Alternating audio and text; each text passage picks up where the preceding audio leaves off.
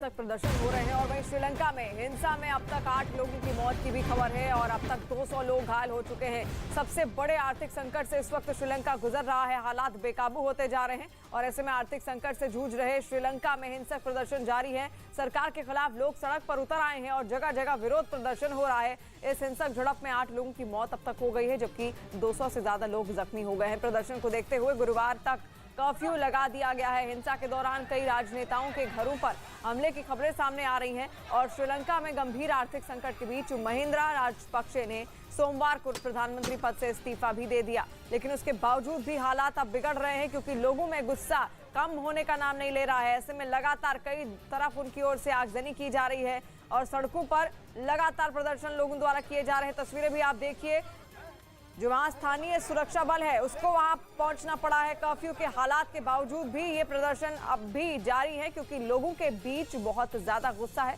और खाने पीने के सामान की किल्लत भी हो चली है श्रीलंका में।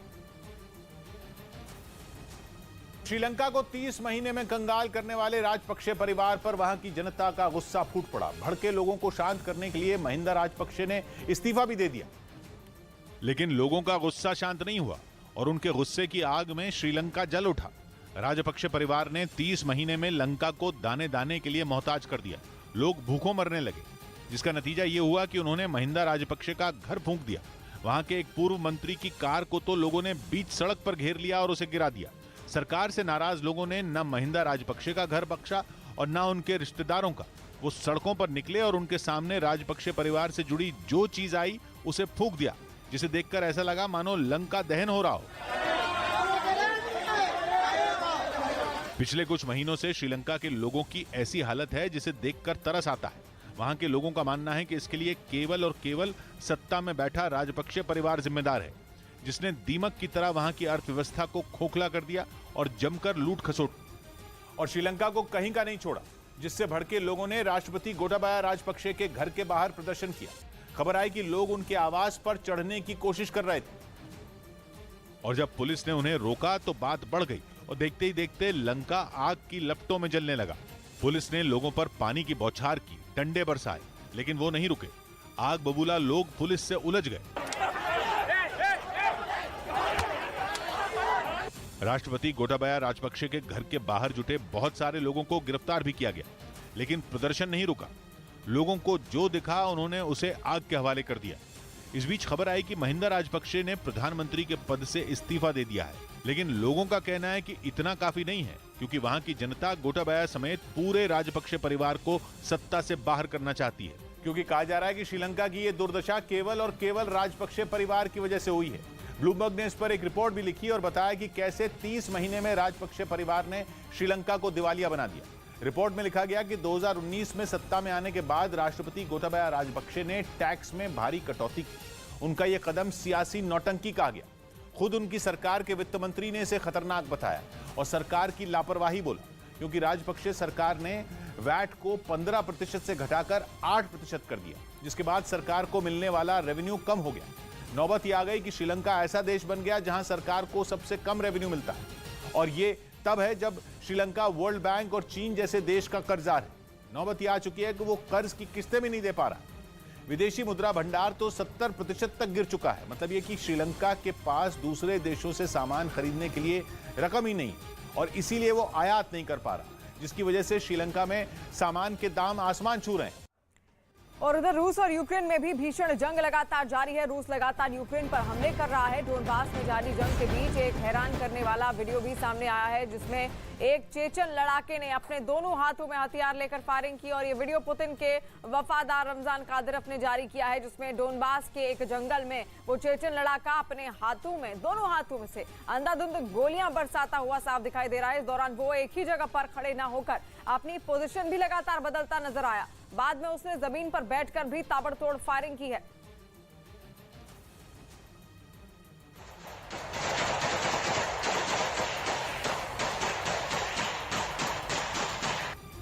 यूक्रेन के सैनिकों ने जंग में रूसी फौजियों को कैसे चकमा दिया, इसका एक वीडियो यूक्रेन की तरफ से जारी किया गया, जिसमें रूस का एक सैनिक यूक्रेन के ठिकाने पर हमला करने के इरादे से आगे बढ़ता नजर आया, जिसके हाथ में रॉकेट लॉन्चर दिखाई दिया। वो धीरे धीरे बड़ी सावधानी से यूक्रेन के ठिकाने की तरफ बढ़ता गया। दूसरी तरफ यूक्रेन के सैनिक उसे नजरअंदाज करते रहे। उसे लगा कि वो आसानी से यूक्रेन की टुकड़ी पर हमला बोल देगा, लेकिन वो इस बात से बेखबर था कि ये सब यूक्रेन के प्लान का हिस्सा था। जैसे ही वो सैनिक तय दूरी पर जाकर रुका, उसकी हर हरकत पर नजर बनाए यूक्रेन के एक ड्रोन ने वहां मिसाइल गिरा दी। यहाँ रूसी सैनिक ने मिसाइल दागी तो वहां ड्रोन ने अपना काम कर दिया, जिससे यूक्रेन पर धावा बोलने आए रूसी जवान के परखचे उड़ गए। इस हमले का वीडियो जारी करते हुए यूक्रेन ने इसे अपनी रणनीति का हिस्सा बताया। और उधर यूक्रेन में जारी जंग के करीब 2.5 महीने बाद भी रूस अब तक मारियोपोल पर पूर्ण रूप से कब्जा नहीं कर पाया है, लेकिन पुतिन की सेना की भीषण बमबारी ने पूरे शहर की शक्ल अब बदल कर रख दी, जिसकी गवाही वहां से सामने आई तस्वीरों ने दी, जिनमें हर तरफ सिर्फ बर्बादी और तबाही का मंजर दिखा। रूसी सेना के गिराए गए बमों और मिसाइलों की वजह से शहर के ज्यादातर मकान खंडहर में तब्दील नजर आए। रूस की फौज ने शहर का एक ऐसा कोना नहीं छोड़ा जहां बमबारी के निशान ना हो। कुछ इमारतों पर तो ऐसा कहर टूटा कि उनकी छतें बिखर गई, जबकि कुछ इमारतों पर पूरी तरह से कालिक पुती दिखी। ये वो इमारतें हैं जो कभी मारियोपोल की शान होती थी, लेकिन बमबारी के बाद लगी आग की वजह से ये इमारतें काली पड़ गई। वहीं रूसी हमले के खौफ के कारण शहर में हर ओर सन्नाटा पसरा दिखाई दिया। इस बीच नेटो के पूर्व कमांडर जेम्स एवरार्ड ने दावा किया कि यूक्रेन को हराने के लिए रूस को 8 लाख सैनिकों की जरूरत पड़ेगी। इसके साथ ही उन्होंने रूस और यूक्रेन युद्ध में परमाणु हथियार के इस्तेमाल की भी आशंका जताई और चेताया कि पुतिन इस जंग को हर हाल में जीतने के लिए कुछ भी कर सकते हैं। नेटो के पूर्व कमांडर जेम्स एवरार्ड ने यह भी दावा किया कि जो मौजूदा हालात हैं उनमें रूस का जीतना आसान नहीं है, इसलिए पुतिन बौखलाहट में 8 लाख सैनिकों को जंग के मैदान में उतार सकते हैं। यही नहीं, उन्होंने इस जंग के लंबा खिंचने की सूरत में परमाणु हथियारों के इस्तेमाल की भी बात कही। दावा है कि काम सिर्फ लाखों सैनिकों से नहीं बनेगा, जीत का रास्ता अगर खोलना है तो ब्रह्मास्त्र यानी परमाणु हथियार चलाना ही होगा। दावा किया गया कि रूस जंग जीतने के लिए यूक्रेन में सैनिकों की तादाद बढ़ा सकता है या फिर परमाणु हथियारों के जरिए यूक्रेन पर कब्जा करने की कोशिश करेगा। हालांकि इससे पहले खबर आई थी कि अगर पुतिन परमाणु हथियार चलाने का आदेश देंगे तो रूसी सेना में इसका विरोध शुरू हो जाएगा। और उधर मारियोपोल के अज़ोवस्ताल स्टील प्लांट पर कब्जे की जंग और तेज हो गई है। यूक्रेन ने दावा किया है कि इस प्लांट को पूरी तरह तबाह करने के लिए रूसी सेना लगातार हमले कर रही है और यूक्रेन की सेना की तरफ से इन हमलों का एक वीडियो भी जारी किया गया, जिसमें रूसी सेना की बमबारी की वजह से वहां जोरदार धमाकों की आवाज सुनाई दी। एक के बाद एक दागे गए कई गोलों की वजह से स्टील प्लांट की पहली और दूसरी मंजिल में भीषण आग लग गई। इस जंग के बीच मारियोपोल के मेयर ने प्लांट में फंसे नागरिकों को निकालने के लिए तुरंत सीज़फायर की अपील की। Це питання. Є цивільні або їх нема. Є оцінка, що там ще залишаються. रूस ने मारियोपोल पर कब्जे का पहले ही दावा कर दिया था, लेकिन अज़ोवस्ताल स्टील प्लांट से पिछले कई दिनों से जारी भीषण जंग ने ये बता दिया कि शहर अभी पूरी तरह से पुतिन की सेना के पंजे में नहीं आ पाया है। मतलब यूक्रेन में पुतिन को धूल चटाने के लिए अमेरिका ने वो दांव चल दिया है जो उसने दूसरे विश्व युद्ध के दौरान हिटलर को हराने के लिए चला था। राष्ट्रपति बाइडेन ने जंग में यूक्रेन का साथ देने के लिए लैंड लीज बिल साइन कर दिया ताकि यूक्रेन को हथियार और दूसरी मदद आसानी से पहुंचाई जा सके, जिसके लिए तारीख भी चुनी गई एक दिन पहले की, यानी जब विक्ट्री डे पर पुतिन अपनी ताकत की नुमाइश में जुटे थे। तब व्हाइट हाउस में बाइडेन यूक्रेन में रूस के पर कतरने की तैयारी कर रहे थे। एक तरफ पुतिन के अगले कदम के बारे में सोच सोच कर पूरी दुनिया की सांसें अटकी थी, दूसरी तरफ बाइडेन ऐसी बिसात बिछा रहे थे जो यूक्रेन में रूस का एंड कर दे। लैंड लीज एक्ट को अमेरिका की यूक्रेन के लिए बहुत बड़ी मदद बताया जा रहा है, ऐसी मदद जो अमेरिका ने दूसरे विश्व युद्ध के बाद अपने जिगरी से जिगरी दोस्त तक के लिए नहीं की। इसी वजह से बाइडेन की दरियादिली को यूक्रेन के राष्ट्रपति वोलोदिमीर ज़ेलेंस्की ने ऐतिहासिक कदम बताया। वैसे लैंड लीज बिल अमेरिकी संसद के दोनों सदनों ने पिछले महीने ही पास कर दिया था, जिसके बाद बाइडेन ने भी उस पर साइन कर दिए। और पुतिन को हराने के लिए 81 साल पुरानी वो रणनीति अपनाई जो अमेरिका ने दूसरे विश्व युद्ध में हिटलर के खिलाफ अपनाई थी। 1941 में अमेरिका ने दूसरे विश्व युद्ध में ब्रिटेन और बाकी साथी देशों को हथियार देने के लिए लैंड लीज कानून बनाया था ताकि हिटलर के नाजी जर्मनी को हराया जा सके। उस लैंड लीज एक्ट से ब्रिटेन को काफी मदद मिली और विश्व युद्ध में हिटलर की उल्टी गिनती शुरू हो गई। अमेरिका ने उसी एक्ट को यूक्रेन के लिए एक बार फिर जिंदा किया, लेकिन इस बार पूरा सीन ही पलटा हुआ है, क्योंकि दूसरे विश्व युद्ध में रूस यानी तब का सोवियत संघ भी जर्मनी के खिलाफ लड़ रहा था और लैंड लीज एक्ट के तहत अमेरिका की मदद उसे भी मिली थी। लेकिन इस बार अमेरिका की मदद मिलेगी यूक्रेन को रूस से लड़ने के लिए। वैसे अमेरिका अब भी यूक्रेन को मदद भेज रहा है, लेकिन उसके लिए एक लंबी चौड़ी प्रक्रिया पूरी करनी पड़ती है। लैंड लीज एक्ट उस प्रक्रिया को आसान बनाएगा और अमेरिका अपने हथियार, सैन्य सामान, दवा, खाने पीने की चीजें और दूसरा सामान यूक्रेन को जल्दी ट्रांसफर कर सकेगा और फिर बाद में यूक्रेन उस मदद की कीमत अमेरिका को लौटाएगा।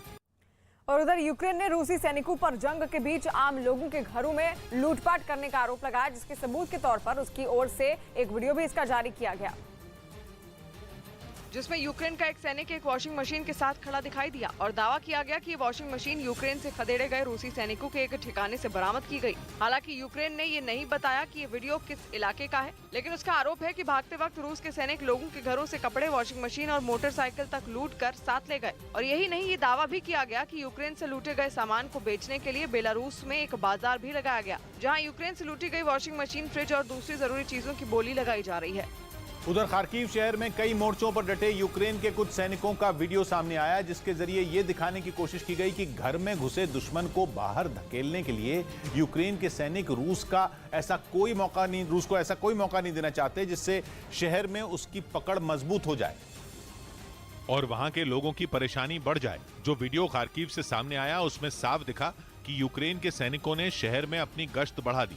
चारों तरफ उनकी नजर इस बात पर बनी दिखी कि दुश्मन कहीं से हमला न कर दे, क्योंकि वो इस बात से अच्छी तरह वाकिफ हैं कि अगर उनकी नजर हटी तो पुतिन की फौज को कब्जे का मौका मिल जाएगा। इसीलिए कभी टैंक से इधर उधर घूमकर तो कभी हथियारों के साथ हमेशा तैयार रहकर उन्होंने दुश्मन पर नजर बनाए रखी। На 9 травня, можливо, окупаційний ворог यूक्रेन के सैनिकों ने जमीन में बड़े गड्ढे भी खोद दिए ताकि रूस से दिन हो या रात हर वक्त वो दो हाथ करने के लिए तैयार रह सकें। वहीं उन्होंने अपने सोने और खाने पीने का इंतजाम भी कर दिया। एक एक कर कुछ देर सुस्ताने के बाद वो फिर अपने मोर्चे पर डट गए। और मुंबई के कल्याण रेलवे स्टेशन पर एक जवान की सूझबूझ से महिला की जान बच गई। मुंबई के कल्याण रेलवे स्टेशन पर ट्रेन में चढ़ने की कोशिश करते वक्त नीचे गिरी महिला को वहां तैनात रेलवे पुलिस के जवान ने बचा लिया।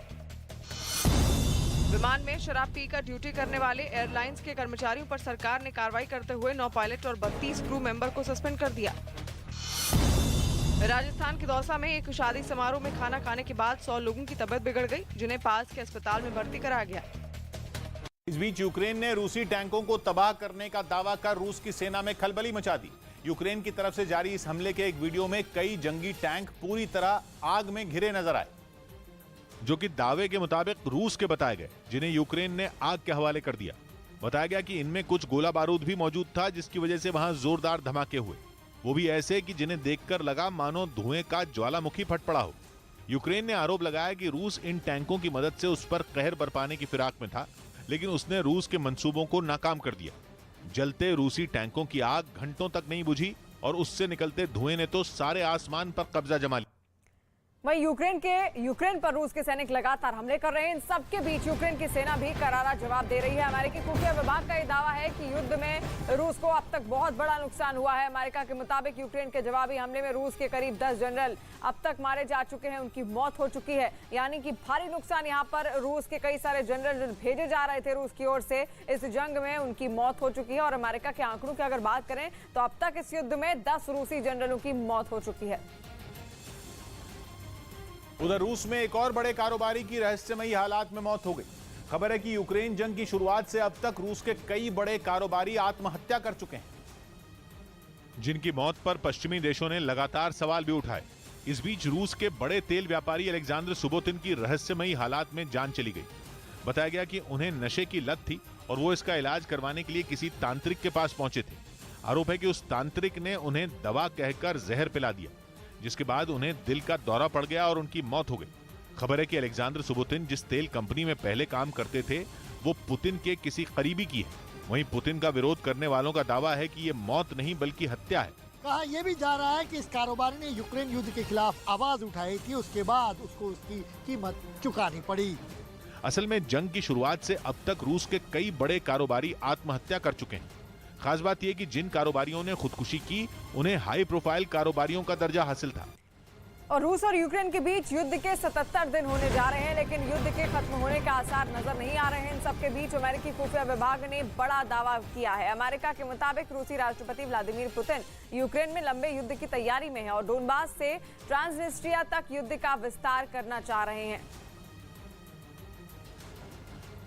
वहीं खबर है कि यूक्रेन को दी गई खुफिया जानकारी लीक होने से अमेरिकी राष्ट्रपति बाइडेन परेशान है। इस जंग की शुरुआत से ही अमेरिका यूक्रेन को हथियार, जंगी ड्रोन और मिसाइलें देकर उसकी मदद कर रहा है। लेकिन इसके साथ ही रूस ने उस पर यह आरोप लगाया कि उसने यूक्रेन को जंग लड़ने के लिए कई अहम जानकारियां भी दी, जिनकी मदद से यूक्रेन न केवल रूस के सामने अब तक टिका है, बल्कि उन खुफिया जानकारियों के जरिए ही जेलेंस्की की सेना ने रूस के मेजर जनरल और लेफ्टिनेंट जनरल रैंक के अधिकारियों को भी मार गिराया। हालांकि अमेरिका इससे इनकार करता आ रहा है, लेकिन खबर है कि बाइडेन इस तरह की खुफिया जानकारी लीक होने से काफी नाराज हैं और उन्होंने अपने सुरक्षा अधिकारियों को इस पर तुरंत रोक लगाने का निर्देश भी दिया। बाइडेन की परेशानी ये है कि खुफिया खबरें लीक होने से ये पता चलता है कि अमेरिका छिपे तौर पर ही सही जंग में कूद चुका है। खबर है कि अमेरिका की रणनीति यह है कि यूक्रेन को एक सीमा तक ही जंग से जुड़ी जानकारी दी जाए। और बड़ी खबर आ रही है, अमेरिका ने यूक्रेन में रूस का काम तमाम करने के लिए 81 साल पुरानी वो चाल चली है जो उसने दूसरे विश्व युद्ध में चली थी। युद्ध में यूक्रेन की मदद करने के लिए उसने बहुत बड़ा फैसला लिया है और बाइडेन ने ऐतिहासिक लैंड लीज एक्ट पर दस्तखत किए हैं ताकि यूक्रेन को हथियार और रूस से निपटने के लिए दूसरा साजो सामान भेजने में तेजी लाई जा सके। इस बीच खबर आई कि पुतिन ने अपनी खुफिया एजेंसी एफएसबी को यूक्रेन की खुफिया ड्यूटी से हटा दिया है। दावा किया गया है पुतिन ने अब यह जिम्मेदारी अपनी मिलिट्री इंटेलिजेंस की ब्रांच जीआरयू को दे दी है, क्योंकि कहा जा रहा है कि पुतिन को अब अपनी खुफिया एजेंसी एफएसबी पर भरोसा नहीं रहा। मतलब यह कि रूस की जिस सबसे बड़ी स्पाई एजेंसी ने यूक्रेन युद्ध में अहम रोल निभाया, पुतिन ने उसे ही बाहर का रास्ता दिखा दिया। सेपा यानी centre for European policy analysis ने दावा किया कि अब यह जिम्मेदारी रूस की मिलिट्री इंटेलिजेंस की ब्रांच जीआरयू को मिली है। ये वही जीआरयू है जिसके नए हेड हैं व्लादिमीर एलेक्सेव। ये नाम पिछले कुछ दिनों से रूस के मीडिया में खूब चर्चा में है। रूस में लोग एलेक्सेव को पुतिन के कुछ सबसे खूंखार सेनापतियों में शामिल करते हैं। वहां की मीडिया ने पहली बार लो प्रोफाइल रहने वाले एलेक्सेव का नाम टॉप जनरल में शुमार किया है। और कहा जा रहा है कि इसी के बाद से अटकलें लगने लगी कि पुतिन अपनी रणनीति में बदलाव करने वाले हैं, क्योंकि दावा किया गया कि पुतिन अब एफएसबी पर भरोसा नहीं करते, जिसकी सबसे बड़ी वजह बताई गई यूक्रेन में रूस की रणनीति फेल होना, क्योंकि जंग तीसरे महीने में पहुंच चुकी है और अब तक पुतिन जेलेंस्की को हरा नहीं पाए हैं। जबकि जंग शुरू होने पर दावा किया जा रहा था कि यह हफ्ते भर से ज्यादा नहीं चलेगी। कहा जा रहा है कि ऐसा इसलिए हुआ क्योंकि एफएसबी से यूक्रेन को पश्चिमी देशों से मिल रही मदद की जानकारी जुटाने में बड़ी चूक हुई। नतीजा यह हुआ कि पश्चिमी देशों से मिलने वाले हथियारों की मदद से यूक्रेन ने पुतिन के कई सेनापतियों को मार गिराया। अब भी वो उन्हीं के भरोसे जंग में बना हुआ है। सेपा ने दावा किया कि पुतिन इस बात से नाखुश हैं। हालांकि वो ये बात जाहिर नहीं कर रहे, लेकिन गुपचुप तरीके से उन्होंने एफएसबी को यूक्रेन की खुफिया ड्यूटी से हटा दिया और ये जिम्मेदारी जीआरयू को सौंप दी, जिसके हेड व्लादिमीर एलेक्सेव को पुतिन का तुरुप का इक्का कहा जा रहा है। कहा जा रहा है कि पुतिन के इस नए सेनापति पर ब्रिटेन और अमेरिका की पहले से टेढ़ी नजर है, क्योंकि उन्होंने एलेक्सेव पर 2018 में केमिकल अटैक करने का आरोप लगाया था। अमेरिका ने तो एलेक्सेव पर बैन ही लगा रखा, क्योंकि उसका आरोप है कि पुतिन के इस सेनापति ने वहां की साइबर सिक्योरिटी से छेड़छाड़ की थी। और बिजनौर में वन विभाग की टीम ने घर में घुसे एक गुलदार को पकड़ लिया।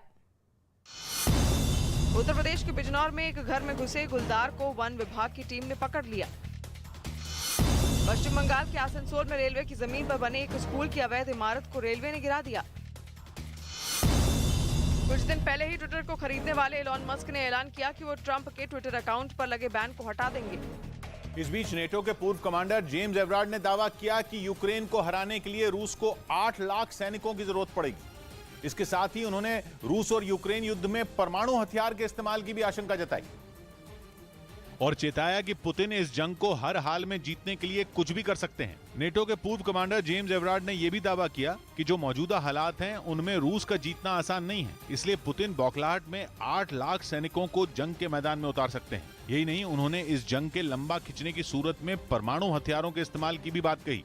दावा है कि काम सिर्फ लाखों सैनिकों से नहीं बनेगा, जीत का रास्ता अगर खोलना है तो ब्रह्मास्त्र यानी परमाणु हथियार चलाना ही होगा। दावा किया गया कि रूस जंग जीतने के लिए यूक्रेन में सैनिकों की तादाद बढ़ा सकता है या फिर परमाणु हथियारों के जरिए यूक्रेन पर कब्जा करने की कोशिश करेगा। हालांकि इससे पहले खबर आई थी कि अगर पुतिन परमाणु हथियार चलाने का आदेश देंगे तो रूसी सेना में इसका विरोध शुरू हो जाएगा।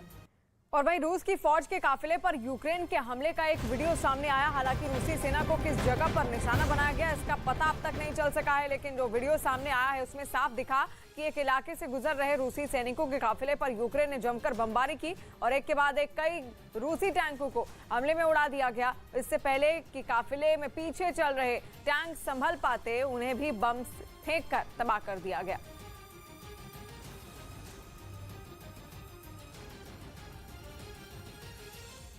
रूस की सेना ने सर्च अभियान चलाकर यूक्रेन की बिछाई कई बारूदी सुरंगों को नष्ट कर दिया। यूक्रेन के सैनिकों ने रूसी टुकड़ी को रोकने के लिए जमीन के नीचे विस्फोटकों का जाल बिछाया था, जिसे रूस की सेना ने खोदकर बाहर निकाला। फिर खतरनाक गोलों और विस्फोटकों को एक गड्ढे में भरकर उन्हें एक ही झटके में उड़ा दिया। रूस के सर्च ऑपरेशन में उसकी मदद सेना के खोजी कुत्तों ने की, जिन्होंने सूंघकर बारूदी सुरंगों की मौजूदगी का पता लगाया। खोजी कुत्तों ने जहां बारूद होने का इशारा किया, वहां रूस के फौजियों ने एक लाल झंडा लगा दिया। इसके बाद उनके साथी मशीन की मदद से वहां तलाशी करने पहुंचे।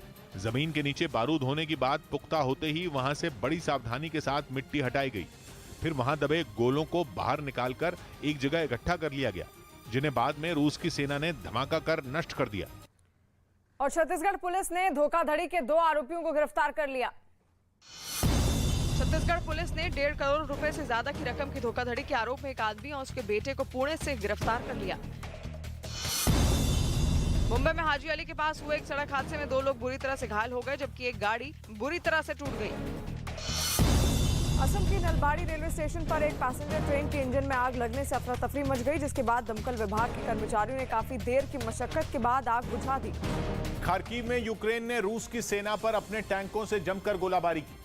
इससे जुड़ा एक वीडियो भी उसकी तरफ से जारी किया गया, जिसमें एक मैदान में यूक्रेन के 2 सैनिक टैंक पर सवार दिखे, जबकि वहां से दूर खड़ा एक दूसरा जवान उन दोनों को निर्देश देता दिखाई दिया। जैसे ही उसने हमले का ऑर्डर दिया, टैंक के कई गोले दुश्मन पर दाग दिए गए।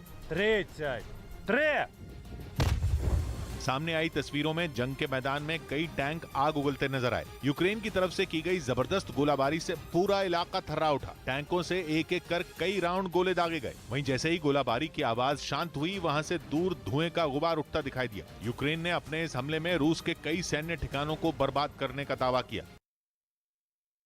दुनिया की सबसे बड़ी निजी सैटेलाइट कंपनी स्पेसएक्स चलाने वाले एलॉन मस्क अब दुनिया में एक नई जंग की वजह बन सकते हैं। इस बात का साफ संकेत मिलने लगा है कि बहुत तेजी से दुनिया अब स्पेस वॉर की तरफ बढ़ रही है।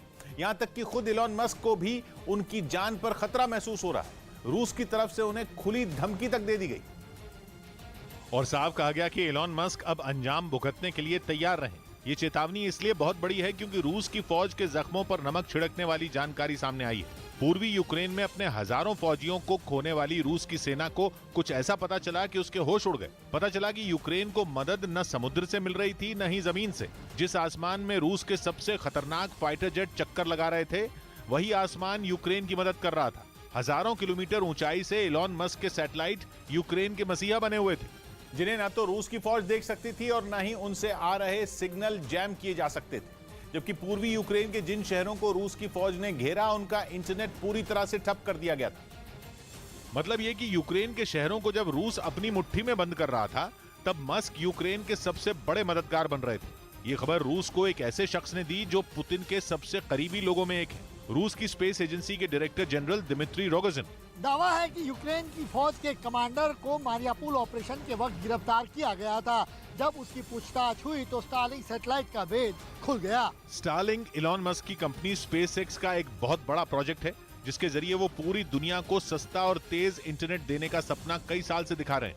और इसके लिए सैकड़ों छोटे सैटेलाइट अंतरिक्ष में भेजे भी जा चुके हैं। लेकिन प्रोजेक्ट पूरा होने से पहले ही यूक्रेन के काम आने लग गया और स्टारलिंक की ही मदद से यूक्रेन की फौज को रूस की सेना के हर कदम की जानकारी भी मिल रही थी, जिसकी वजह से रूस को बड़ा नुकसान होने की खबर है। दिमित्री रोगोजिन के बयान के बाद रूस की खींच सामने आ गई। मारियोपोल यूक्रेन का एक ऐसा शहर है जो आसमानी हमलों की वजह से खंडहर में बदल चुका है। रूस जिस शहर पर कुछ घंटों में कब्जा कर सकता था, उसे मुट्ठी में बंद करने में कई हफ्ते लग गए। रूस के हजारों सैनिकों की जान मारियोपोल में चली गई। इसीलिए स्टारलिंक से यूक्रेन को मिलने वाली मदद की खबर के बाद रूस की झुंझलाहट सामने आ गई। रोगोजिन ने धमकी दी कि वो सीधा सीधा एलॉन मस्क को जिम्मेदार मानेंगे। यूक्रेन की जंग में एलॉन मस्क का नाम पहली बार खुलकर सामने आया। हालांकि पहले भी यूक्रेन को स्टारलिंक से मदद मिलने की चर्चा जरूर छिड़ी थी, लेकिन खुलकर किसी ने एलॉन मस्क, स्पेसएक्स या स्टारलिंक का नाम नहीं लिया था। लेकिन इस बार तो रूस की स्पेस एजेंसी के डायरेक्टर जनरल ने ही मस्क पर हमला बोल दिया, क्योंकि खबर यह है कि एलॉन मस्क की कंपनी स्पेसएक्स का अमेरिका पूरी तरह जंग में इस्तेमाल कर रहा है। एलॉन मस्क के जिस स्टारलिंक प्रोजेक्ट पर हंगामा मचा है, उसके जरिए वो पूरी दुनिया को सस्ता ब्रॉडबैंड इंटरनेट देना चाहते हैं।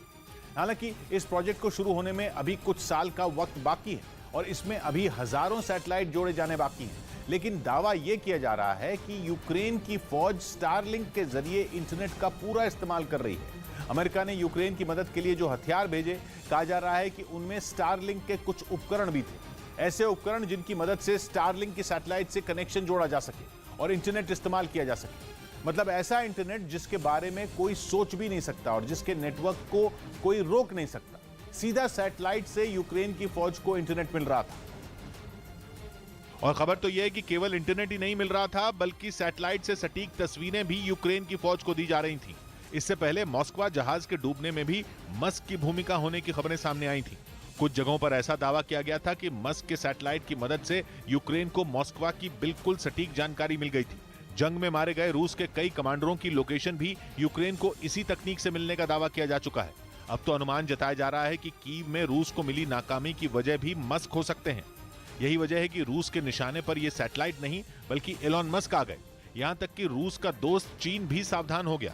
चीन ने भी कह दिया कि स्टारलिंक के सैटेलाइट से होशियार रहने की जरूरत है। मतलब ये कि स्टारलिंक प्रोजेक्ट जो अभी शुरू भी नहीं हुआ, वो दुनिया की महाशक्तियों के लिए टारगेट बन गया। लेकिन यह बहुत बड़ी स्पेस वॉर की शुरुआत हो सकती है, क्योंकि अंतरिक्ष में रूस भी कम ताकतवर नहीं है और उसे खतरों से निपटना अच्छी तरह से आता है। अंतरिक्ष में मौजूद किसी भी सैटेलाइट को निशाना बनाने की तकनीक दुनिया के सिर्फ 4 देशों के पास है। इनमें एक रूस भी है, जिसने अगर इस तकनीक का इस्तेमाल किया तो वर्ल्ड वॉर से पहले स्पेस वॉर छिड़ जाएगी। इस तकनीक को कहा जाता है एसैट, मतलब एंटी सैटेलाइट।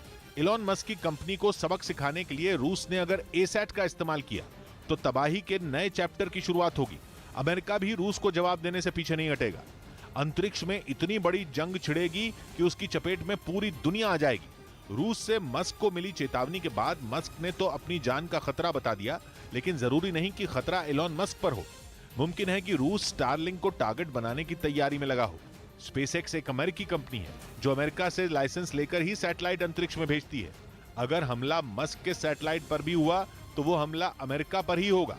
साफ है कि जमीन पर नेटो या अमेरिका से रूस की फौज के भिड़ने में भले ही वक्त हो, लेकिन